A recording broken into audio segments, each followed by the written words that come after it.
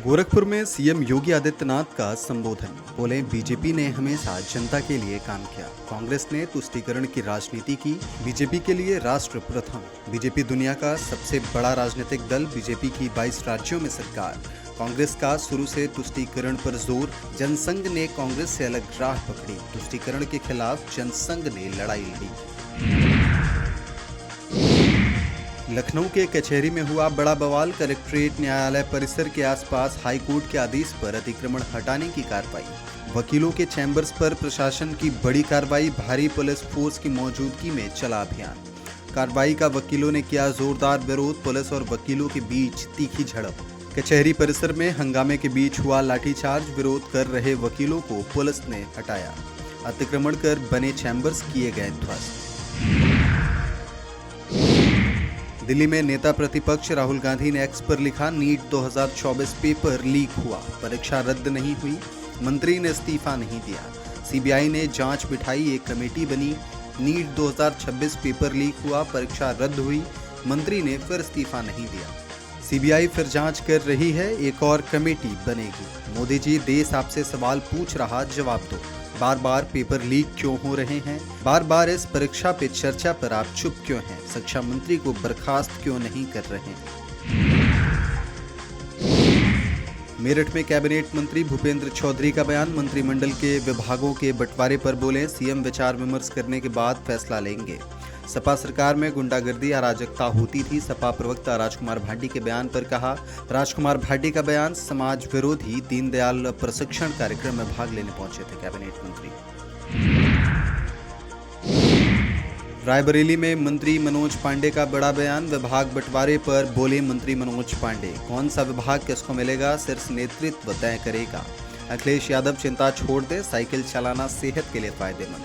सपा में रहते हुए भी साइकिल चलाई, बीजेपी में भी साइकिलिंग जारी रखेंगे। सेहत के लिए हमेशा साइकिलिंग करता हूं। प्रधानमंत्री की अपील सबको माननी चाहिए। प्रधानमंत्री पूरे देश के प्रधानमंत्री हैं। लखनऊ में मुसलमानों के लिए हेल्पलाइन नंबर जारी। फिरंगी महल में कुर्बानी हेल्पलाइन शुरू की गई। मौलाना खालिद रशीद फिरंगी महली देंगे सवालों के जवाब। हज कुर्बानी के सही मसाइल बताए जाएंगे। 18 से 30 मई तक संचालित होगी हेल्पलाइन। दोपहर 2 बजे से शाम 4 बजे तक देंगे जवाब। उत्तर प्रदेश में हफ्ते में 2 दिन होगा वर्क फ्रॉम होम। श्रम विभाग की बड़ी बैठक में लिया गया अहम फैसला। अलग अलग शिफ्ट में भी खुलेंगे कार्यालय। प्रदेश के बड़े संस्थानों में व्यवस्थाएं लागू। औद्योगिक इकाइयों में भी सिर्फ 2 दिन वर्क फ्रॉम होम। अलग अलग शिफ्ट भी संचालित करने पर जोर। पब्लिक ट्रांसपोर्ट का इस्तेमाल बढ़ाने पर जोर। श्रम विभाग की बैठक में दिशा निर्देश जारी हुए। उत्तर प्रदेश के मुख्यमंत्री केशव प्रसाद मौर्य ने कहा, भाजपा द्वारा समय समय पर कार्यकर्ताओं के प्रशिक्षण का कार्यक्रम चलता रहता है। पूरे उत्तर प्रदेश में जिला स्तरीय प्रशिक्षण कार्यक्रम चल रहा है। इस प्रशिक्षण का परिणाम बहुत सार्थक होता है। कांग्रेस सांसद इमरान मसूद ने कहा, राहुल गांधी ने 1.5 साल पहले आगाह किया था कि हम तबाही की तरफ चल पड़े हैं। आप संभल जाइए। प्रधानमंत्री मोदी और सरकार कभी सुनने को तैयार नहीं होते। राहुल गांधी ने कहा था कि अर्थव्यवस्था किसी भी क्षण डूब जाएगी। आपने जो गलतियां की हैं उसका खामियाजा देश भुगत रहा है। महंगाई चरम पर है और देश के सामने एक बड़ा संकट है।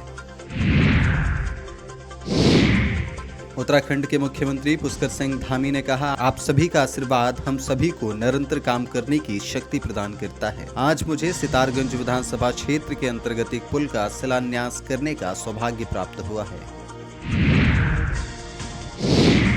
केंद्रीय मंत्री रामदास अठावले ने कहा, नीट में जो घोटाला हुआ वह अच्छी बात नहीं है। किसी को पैसे कमाने हैं तो उसे सीधे रास्ते से कमाने चाहिए।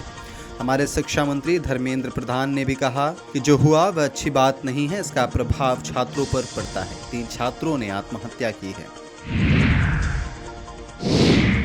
केंद्रीय मंत्री मनोहर लाल खट्टर ने प्रधानमंत्री नरेंद्र मोदी द्वारा ईंधन बचाने की अपील किए जाने पर कहा, इसकी आवश्यकता है। जिस प्रकार से पश्चिम एशिया का संकट चल रहा है, जिसके कारण हमारे देश में भी एक बड़ा प्रभाव पड़ा है। पेट्रोलियम पदार्थों के आयात पर जो इस समय कठिनाई आई है, उसके कारण कीमतें बढ़ गई हैं। इसलिए प्रधानमंत्री मोदी ने आह्वान किया है, जब इस प्रकार की अपील की जाती है तो जनता उस पर खरा उतरती है।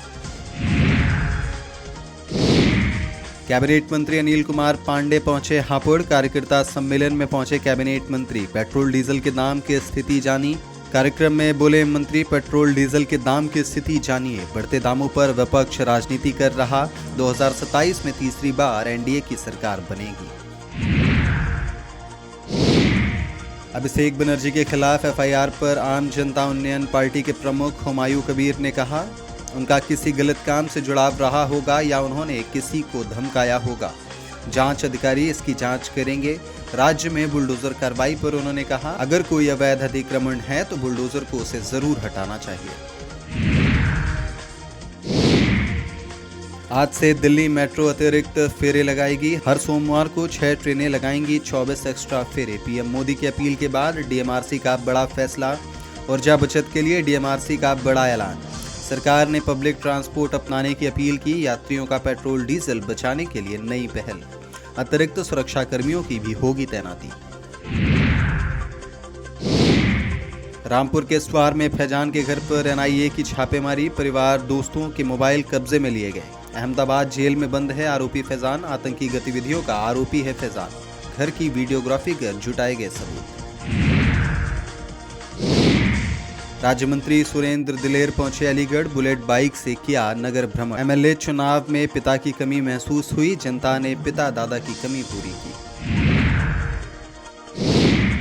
अहमदाबाद स्थित नेशनल इंस्टीट्यूट ऑफ डिजाइन में बोलते हुए गृह मंत्री अमित शाह ने कहा, एनआईडी के गांधीनगर परिसर में आज इंक्यूबेशन एंड इनोवेशन सेंटर का उद्घाटन किया गया है। एनआईडी एक ऐसी संस्था है जो रचनात्मक, नवाचार और उद्यमिता को आपस में जोड़ती है। मेरा मानना है कि जब एनआईडी की स्थापना हुई थी तब इसके उद्देश्यों को बहुत ही अच्छे तरीके से सोचा गया होगा। पीडीपी प्रमुख महबूबा मुफ्ती ने कहा, आरएसएस के एक वरिष्ठ नेता ने कहा था कि पाकिस्तान से बातचीत होनी चाहिए। मैंने कहा बिल्कुल बातचीत होनी चाहिए, लेकिन इसकी शुरुआत कश्मीर से होनी चाहिए। हम कहते हैं कि हमारे सेंट्रल एशिया के रास्ते खोल दिए जाएं ताकि कश्मीर के लोग आज़ादी की सांसें ले सकें। यह काम केवल प्रधानमंत्री मोदी ही कर सकते हैं। अगर प्रधानमंत्री मोदी चाहते हैं कि दुनिया में उनका नाम हो तो उन्हें कश्मीर की समस्याओं का समाधान करना चाहिए। भोजसाला मामले पर कांग्रेस सांसद दिग्विजय सिंह ने कहा, एएसआई का संरक्षित स्मारक पूजा अर्चना का स्थान नहीं है। भारतीय पुरातत्व सर्वेक्षण द्वारा सौंपी गई रिपोर्ट में यह उल्लेख किया गया है कि उन्हें उस स्थल पर किसी मंदिर के होने का कोई साक्ष्य नहीं मिला है। हाईकोर्ट का आदेश बहुत अस्पष्ट है।